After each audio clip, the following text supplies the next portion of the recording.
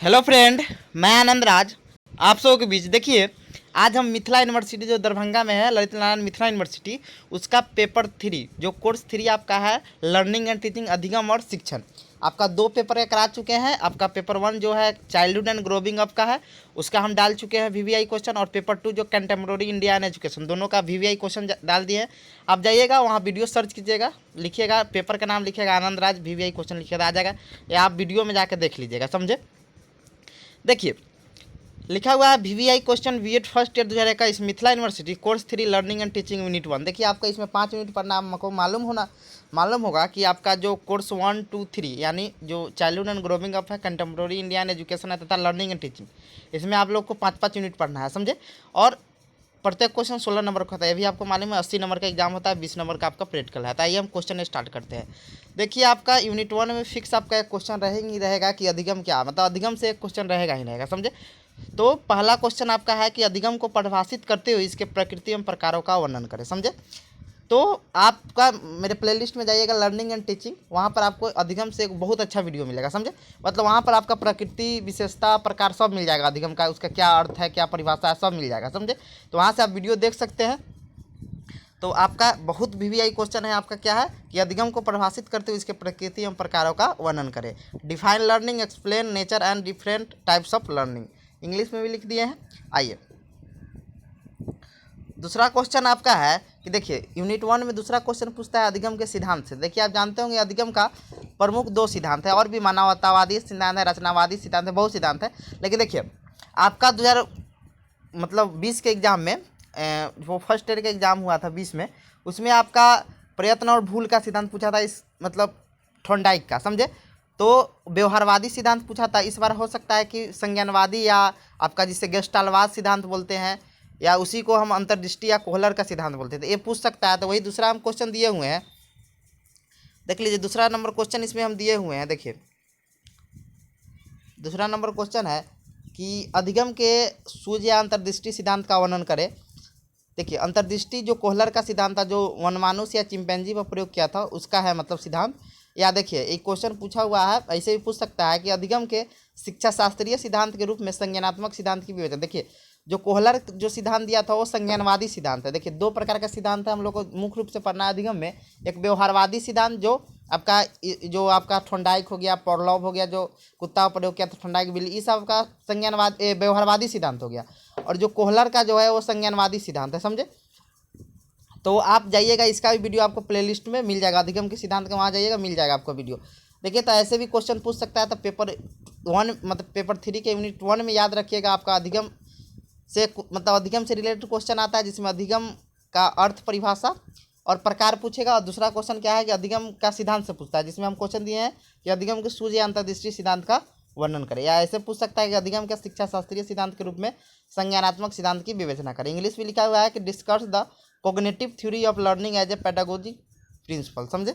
आइए, यूनिट 1 आपका हो गया। आइए यूनिट 2 देखते हैं। देखिए, यूनिट 2 में आपका ये क्वेश्चन रहेगा ही रहेगा, समझे, कि अधिगम को प्रभावित करने वाले विभिन्न कारकों की विवेचना करें। देखिए, इसको क्या तरह से क्वेश्चन पूछ सकता है। देखिए, कन्फ्यूज एग्जाम में नहीं होएगा, क्वेश्चन घुमा के भी पूछ देता है, इसमें बहुत स्टूडेंट सब कन्फ्यूज हो जाते हैं, कन्फ्यूज नहीं होता। देखिए, ये क्वेश्चन को क्या तरह से पूछ सकता है, देखिए हम बताते हैं आपको। देखिए, अधिगम को प्रभावित करने वाले कारकों, विभिन्न कारकों की व्याख्या करें। या ऐसे भी क्वेश्चन पूछ सकता है कि अनुवांशिक कारक अधिगम को कैसे प्रभावित करता है। देखिए, मुख्य रूप से 2 कारक होता है, एक अनुवांशिक कारक होता है, एक जैविक कारक होता है। मतलब अधिगम को प्रभावित करे, अधिगम मतलब सीखने को। जैसे मान लीजिए, आपका बुद्धि ज़्यादा होगा तो कोई चीज़ जल्दी सीख लीजिएगा, आप मंदबुद्धि हुए तो कोई चीज़ कम सीखे। प्रभावित करने का मतलब यही नहीं होता है कि कोई चीज़ अधिक या कम हो। मान लीजिए, आप में सीखने का तत्परता अधिक होगा तो कोई चीज़ जल्दी सीख लीजिए, मन नहीं लगेगा। मानसिक रूप से आप कमजोर हो गए तो वो चीज़ नहीं सीख पाइएगा। तो यह कहने का मतलब हुआ कि अधिगम को कैसे प्रभावित कौन करते हैं, एक अनुवांशिक कारक या एक क्या बोलते हैं, जैविक कारक होता है। एक क्या होता है, अनुवांशिक कारक, एक होता है जैविक कारक। तो देखिए, तो क्वेश्चन ऐसे भी पूछ सकता है कि अधिगम को प्रभावित करने वाले विभिन्न कारकों की, या ऐसे पूछे कि अनुवांशिक कारक अधिगम को कैसे प्रभावित करता है। देखिए, अनुवांशिक लिखे या वंशानुगत लिखे, बात बराबर है। दोनों को इंग्लिश में हेरिडिटी बोलते हैं, समझे। दोनों को इंग्लिश में क्या बोलते हैं, हेरिडिटी बोलते हैं। यहाँ पर लिखा हुआ है, यहाँ पर देख लीजिए, यहाँ पर लिखा हुआ है यहाँ पर हेरेडिटी लिखा हुआ है, मतलब दोनों का मतलब वही होता है।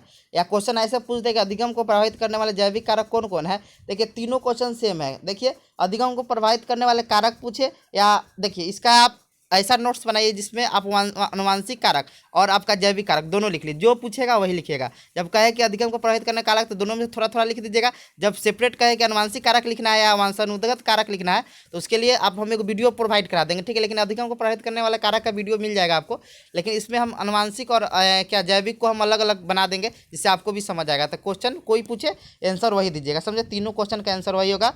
आपका अधिगम को प्रभावित करने वाला कारक या क्या बोलते हैं, वांशानुगत दे या अनुवांशिक दे या जैविक दे, तो समझे। तो ये भी क्वेश्चन आप यूनिट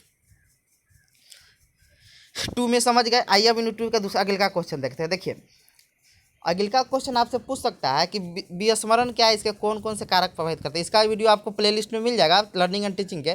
देखिए फॉरगेटिंग क्या होता है, कोई चीज़ आप भूल जाते हैं तो वो चीज़ पढ़ना है कि विस्मरण क्या है, इसके कौन कौन से कारक प्रभावित करते हैं, समझे। कि how is forgetting, what are the factor that affect it, मतलब कौन इसे प्रभावित करता है, समझे। तो आप विस्मरण भी पढ़ लीजिएगा। देखिए इसमें एक और हम क्वेश्चन दिए हैं, थोड़ा ध्यान दे दीजिएगा कि छात्र जब सीखने के लिए तत्पर होते हैं तब वे बेहतर सीखते हैं। छात्रों की तत्परता सीखने के लिए किस प्रकार महत्वपूर्ण। देखिए जब आप कोई चीज़, देखिए कहानियाँ पढ़े होंगे, ठंडा की एग्जाम्पल दिया था कि तत्परता का सिद्धांत, उसमें बच्चा था कि कोई बच्चा जितना तत्पर रहेगा पढ़ने के लिए उतना वो अच्छा से सीख सकता है। मान लीजिए अब बच्चा को क्लास में मन नहीं लग रहा है, उसको पढ़ने में मन नहीं लग रहा है, तो कहाँ से अच्छा से कोई चीज़ सीख पाएगा। तो वही कह रहा है कि छात्र जब सीखने के लिए तत्पर होते हैं तो वो बेहतर सीखते हैं। छात्रों की तत्परता सीखने के लिए किस प्रकार महत्वपूर्ण, उदाहरण देकर बताए। मान लीजिए आप अच्छा से बहुत अच्छा, मतलब मान लीजिए सिंपल आप एग्जाम्पल को हम देते हैं कि मान लीजिए कोई बच्चा गया क्लास में पढ़ने, उसको पढ़ने में मन नहीं लगा तो कबो नहीं सीख सकता, समझते। वही एग्जांपल देकर बताना था। ये भी क्वेश्चन आप थोड़ा ध्यान से पढ़ लीजिएगा। इंग्लिश में लिखा हुआ है कि student learn best when they are ready to the learn, discuss with the example how readiness of learner in quickly for learning, समझे। तो ये वाला भी पढ़ लीजिएगा। छात्र जब सीखने के लिए तत्पर होते हैं तो बेहतर सीखते हैं। छात्रों की तत्परता सीखने के लिए किस प्रकार महत्वपूर्ण, उदाहरण देकर चर्चा करें। देखिए आपका यूनिट 3 में आपका शिक्षण से क्वेश्चन रहेगा ही रहेगा, समझे। यूनिट 3 में टीचिंग से आपका क्वेश्चन रहेगा, मतलब फर्स्ट यूनिट और सेकेंड यूनिट में अधिगम से क्वेश्चन पूछता है, और थर्ड फोर्थ 5 आपका रहता है आपका टीचिंग से रहता है, समझे। तो देखिए आपका जो यूनिट 3 है इसमें शिक्षण से क्वेश्चन रहेगा ही रहेगा। तो क्वेश्चन दिए हैं कि शिक्षण को परिभाषित कीजिए। शिक्षण किस प्रकार एक नियोजित गतिविधि या क्रिया है, व्याख्या करिए। यानी define teaching, explain how teaching is a plan activity, समझे। पता कैसा है, देखिए बहुत वीवीआई क्वेश्चन है, समझे। कि शिक्षण को परिभाषित करते हुए शिक्षण किस प्रकार से एक नियोजित करते थे, ये भी बहुत वीवीआई क्वेश्चन है, समझे। देखिए इसमें दूसरा हम क्वेश्चन दिए हैं कि उपयुक्त उदाहरणों द्वारा शिक्षण के विभिन्न चरणों, देखिए 3 चरण जानते होंगे, एक शिक्षण से पहले का चरण, एक अंतःक्रिया और शिक्षण के बाद का चरण, समझे। इसका भी वीडियो आपको प्लेलिस्ट में मिल जाएगा और इसका भी वीडियो आपको प्लेलिस्ट में मिल जाएगा, समझे। तो सबका वीडियो आप प्लेलिस्ट में जाएगा, वहाँ से मिल जाएगा, एक बार पढ़िएगा, याद हो जाएगा एकदम सिंपल लैंग्वेज में, समझे। तो ये भी देख लीजिएगा कि उपयुक्त उदाहरणों द्वारा शिक्षण के विभिन्न चरणों की व्याख्या करिए। तो आपका ये क्वेश्चन हो गया। आइए अब देखते हैं अगले का क्वेश्चन आपका। देखिए ये वाला क्वेश्चन आपके एग्जाम में पूछ चुका है, मतलब इसी का एक पार्ट दिया हुआ है। देखिए ये वाला जब 20 में आपका पूछ दिया, इसीलिए इसको हम नहीं रखे हैं कि शिक्षण के पूर्व क्रियात्मक अवस्था क्या है, शिक्षण के पूर्व क्रियात्मक अवस्था शिक्षा की क्या भूमिका होती है। ये वाला क्वेश्चन 2020 में आपका पूछ दिया, मतलब देखिए 3 चरण होता है ना, मतलब शिक्षण के चरण में। तो पहला चरण पूछ दिया कि पूर्व क्रियात्मक अवस्था क्या है, इसमें दूसरा होता है अंतःक्रिया अवस्था होता है, और तीसरा आपका होता है शिक्षण के मतलब पश्च मतलब बाद का अवस्था। तो पूर्व पूछ दिया इसीलिए नहीं दिए हैं क्वेश्चन, समझे। तो ये वाला आप 2020 में पूछ दिया है तो इसको आप काट दीजिएगा, ये वाला आपका मतलब नहीं पूछेगा, समझे कि 2020 में पूछ चुका है।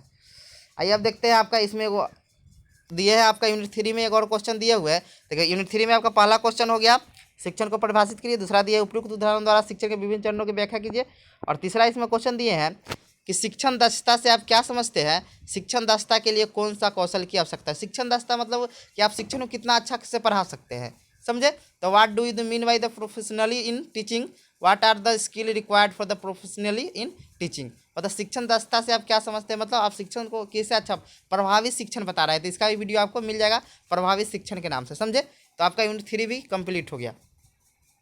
आइए यूनिट 4 देखते हैं हम। देखिए यूनिट 4 में आप पाठ योजना पढ़ लीजिएगा और इकाई योजना पढ़ लीजिएगा। इसका वीडियो भी आपको प्लेलिस्ट में मिल जाएगा कि पाठ योजना और इकाई योजना क्या होता है, और देखिए दोनों में अंतर का भी वीडियो मिल जाएगा, देख लीजिएगा। तो क्वेश्चन बहुत इम्पोर्टेंट है कि पाठ योजना क्या, देखिए पाठ योजना बहुत इंपॉर्टेंट क्यों हो जाता है कि मान लीजिए आप कोई स्कूल में जॉब के लिए जाइएगा, प्राइवेट स्कूल में, तो वहाँ बोल देता है कि आप एक लेसन प्लान बनाइए, समझे। तो इसलिए पाठ योजना के बारे में आपको जानकारी होना चाहिए, और सेकेंड ईयर में आपको 60 लेसन प्लान बनाना होगा, समझे।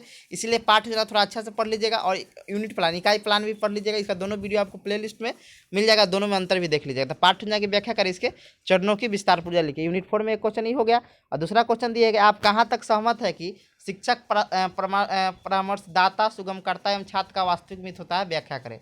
इंग्लिश भी दिया गया है, पढ़ लीजिएगा कि at what extend your agree that teacher in an advisor facilitator and real friend of the student explain, ये आप देख लीजिएगा।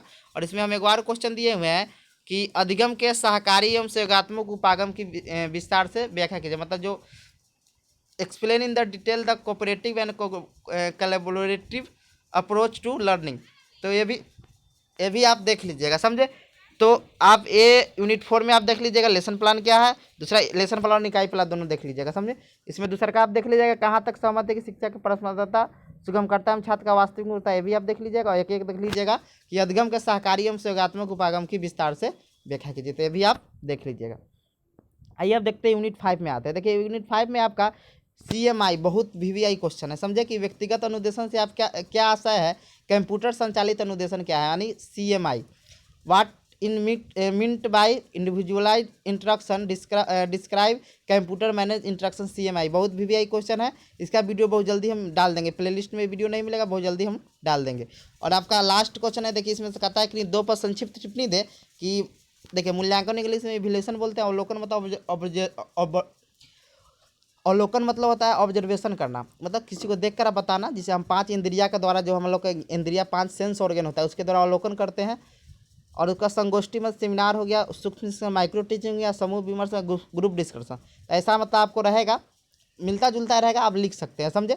तो कह रहा है कि निम्नलिखित में 2 पर संक्षिप्त, इसमें से आप 2 पर लिख सकते हैं, तो आपका कोई, और देखिए प्रत्येक यूनिट से 2 क्वेश्चन रहेगा, आपका एक का जवाब देना है, याद रखिएगा। प्रत्येक यूनिट से कितना क्वेश्चन रहता है, 2 क्वेश्चन रहता है, और एक का क्या रहता है कि जवाब देना रहता है। तो आप देख लीजिएगा, फिर से थोड़ा रिपीट कर देते हैं क्या क्या पढ़ना है, थोड़ा मतलब रिवीजन करवा देते हैं, आप याद रखिएगा। देखिए कोर्स 1 जो कोर्स 3 के यूनिट 1 में आप अधिगम को पढ़ ही लीजिएगा, और अधिगम का सिद्धांत पढ़ लीजिएगा, समझे। तो देख लीजिएगा क्वेश्चन को। फिर दूसरा यूनिट में आप अधिगम को प्रभावित करने वाले कारक देख लीजिएगा। देखिए एक क्वेश्चन कई तरह से 3 तरह से पूछ सकता है, समझे। तो क्वेश्चन इसीलिए हम तीनों दे दिए कि आप कन्फ्यूज नहीं हुई है, समझे। एक के क्वेश्चन है, एक के आंसर होगा सबका, समझे। उसका विस्मरण देख लीजिएगा, समझे, VVI क्वेश्चन है। फिर उसके बाद छात्र सीखने के लिए तत्पर होते हैं, ये भी थोड़ा देख लीजिएगा। फिर इसमें आपका यूनिट 3 में शिक्षण से क्वेश्चन आएगा ही आएगा, तो शिक्षण भी अच्छा से देख लीजिएगा, समझे।